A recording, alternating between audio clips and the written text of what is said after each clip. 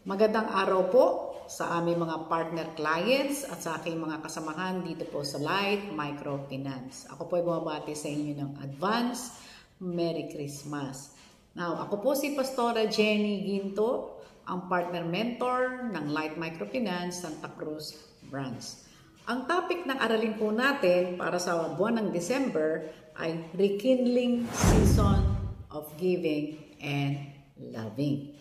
Yan, mga minamahal namin mga partner client dito sa microfinance, napakahalaga na hindi lamang po tayo lumalago sa ating pangkabuhayan o negosyo, kundi tayo rin po ay nagbubunga din sa biyaya ng Diyos na may kasamang kaloob ng Diyos na gumalak habang tayo po ay busy sa iba't ibang gawain natin sa buhay. Sa araw na ito, 3 bagay po ang kailangan nating matutunan at maintindihan upang tayo po ay ganap na maging mabunga ng may kabuluhan ang ating buhay. So sa araw na ito ay ating pong tunghayan ang sinasabi po sa salita ng Diyos sa Bagong Tipan sa James chapter 1 verse 17. Sabi po rito, lahat ng mabubuti at angkop na kaloob ay nanggagaling sa Diyos na siyang lumikha ng mga bagay sa langit at nagbibigay liwanag. At kahit pabago-bago at paiba-ibang anyo ng mga ito, ang Diyos ay hindi nagbabago. Amen. Ano po yung 3 bagay na makita natin dito? Una, ang kaloob ng Diyos.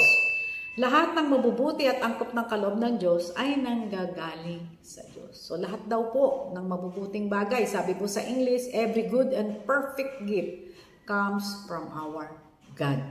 Kung titingnan po natin sa aklat pa lang ng Genesis, nung nilikha ng Diyos ang lahat, sabi po sa Genesis chapter 1, God looked over what He had and saw that it was very good. At nakita ng Diyos ang lahat ng kanyang nilikha at narito, napakabuti. So wala pong nilikha ang Diyos na hindi maganda o hindi mabuti. Yeah. Lahat po ng mga kaloob, mga regalo ay galing po sa Panginoon yan. Yung mga mabubuting bagay na ginagawa po sa atin, nangyayari po sa atin, natatanggap po natin, yan po ay nanggagaling sa ating Panginoon. Pangalawa, ito ay makalangit. No? Lahat ng mga bagay sa langit na nagbibigay liwanag, sinabi po doon sa binasa natin. Sabi rin po sa aklat ng Genesis, chapter 1, 16 to 17, likha ng Diyos ang 2 malaking tanglaw, ang araw upang magbigay liwanag sa maghapon at ang buwan upang tumanglaw kung gabi. Nilikha rin niya ang mga bituin, inilagay niya sa langit ang mga tanglaw na ito upang magbigay ng liwanag sa daigdig. So makita po natin lahat yan.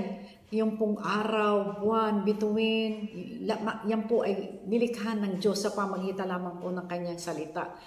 He created out of nothing. So makita po natin, heavenly, no? Makalangit po yung pagkalikha ng Panginoon. Pangatlo, hindi nagbabago.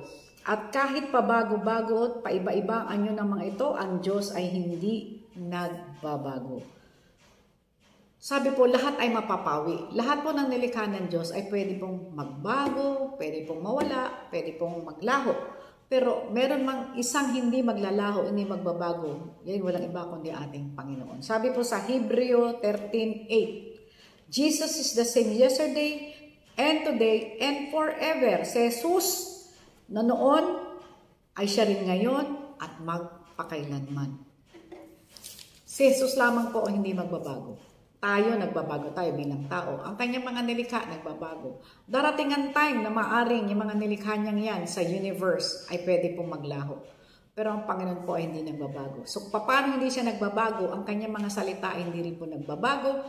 Ang kanyang mga pangako ay hindi rin po nagbabago. So, ngayong kapanahonan po ng Kapaskuhan, ano man ang inyong sitwasyon, patuloy po tayo magpasalamat sa mga pinagkakaloob sa atin ng Diyos. Po? Higit sa lahat na dapat po nating pasalamatan sa araw ng Kapaskuhan, yung pinakamagandang regalo na galing sa ating Panginoon. Ayun, walang iba, kundi ang kanyang bugtong na anak na nagkatawang tao para po tayo tubusin sa ating mga kasalanan. So sa pagdiriwang po ng okasyon na ito ng Kapaskuhan, magpasalamat po tayo sa Panginoon Muli po natin pag-alabin sa ating puso ang pasasalamat sa lahat ng ginagawa ng Diyos sa atin. Pangalawa, gamitin po natin ang pagkakataon nito, itong okasyon na to, para i-express din po natin o ipadama din po natin yung ating pagmamahal, yung ating pasasalamat, doon po unang-una sa ating mga kapamilya, sa ating mga kamag-anak, sa ating mga kapitbahay o sa ating mga kaibigan.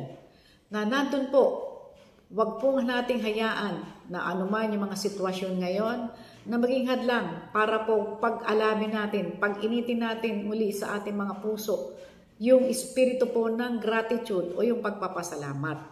Sapagkat ang ating Panginoon ay hindi po nagbabago, tapat po siya kailan paman. So again, maligayang Pasko po sa bawat isa at pagpalain po tayo ng ating Panginoon.